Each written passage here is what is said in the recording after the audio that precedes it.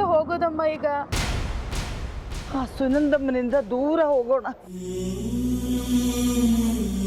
ಶ್ರೀಗೆ ಇಷ್ಟೊತ್ತಿಗಾಗಲೇ ಎಚ್ಚರ ಆಗಿರುತ್ತೆ.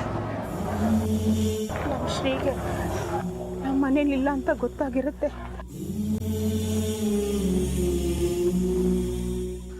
Annapurna number phone ಇಲ್ಲೇ ಬಿಟ್ಟು ಹೋಗಿದ್ದಾರೆ. ನಾನು ಬೇಬಿ ಹತ್ತಿಗೆ ಫೋನ್ ಟ್ರೈ ಮಾಡ್ತೀನಿ. ನಾನು ಅಲ್ತಮ್ಮ ಫೋನ್ ಟ್ರೈ ಮಾಡ್ತೇನೆ.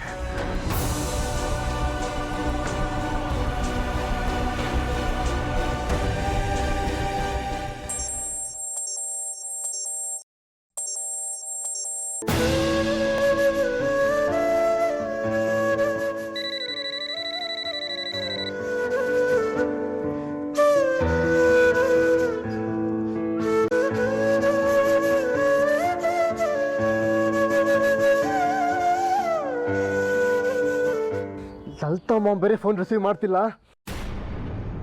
ಬೇಬಿ ಹತ್ತಿಗೆ ಫೋನ್ ಸ್ವಿಚ್ ಆಫ್ ಮಾಡ್ಕೊಂಡಿದ್ದಾರೆ. ಯಾರು ಫೋನ್ ರಿಸೀವ್ ಮಾಡ್ತಿಲ್ಲ.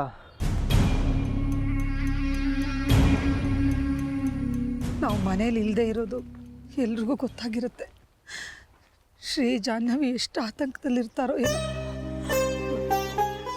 ಅದಕ್ಕೆ ತಾನೇ ಶ್ರೀ ಜಾನ್ವಿ ಇಬ್ರು ಆವಾಗ್ಲಿಂದ ಫೋನ್ ಮಾಡ್ತಿರೋದು. ನಾವು ಫೋನ್ ತಗೊಳ್ದೇ ಇರೋದನ್ನ ನೋಡಿ ಎಷ್ಟು ಗಾಬರಿ ಆಗಿರ್ತಾರೋ ಏನಮ್ಮ. ರಾತ್ರಿ ಅಮ್ಮ ಆ ಥರ ಎಲ್ಲ ಮಾತಾಡಿದ್ರು ಅಂತ ಬೇಜಾರು ಮಾಡ್ಕೊಂಡು ಏನಾದರೂ ಮನೆ ಬಿಟ್ಟು ಹೋದ್ರಾ?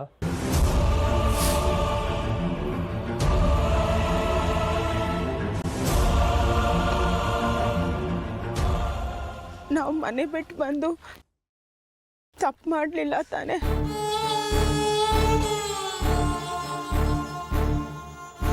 ಸುನಂದಮ್ಮನ ಹತ್ರ ಅಂತ ಮಾತು ಕೇಳಿಸ್ಕೊಂಡು ಅಲ್ಲೇ ಇರ್ಬೇಕು ಅಂತ ಹೇಳ್ತಿರ ಲಲಿತಾತ್ಗೆ. ಹೆಜ್ಜೆಜ್ಜೆಗೂ ಅವಮಾನದ ಮಾತುಗಳು ನುಂಗ್ಕೊಂಡು ಇರೋದಕ್ಕಿಂತ ಹಾಳು ಬಾವಿ ಸಾಯದ ಮೇಲೆ.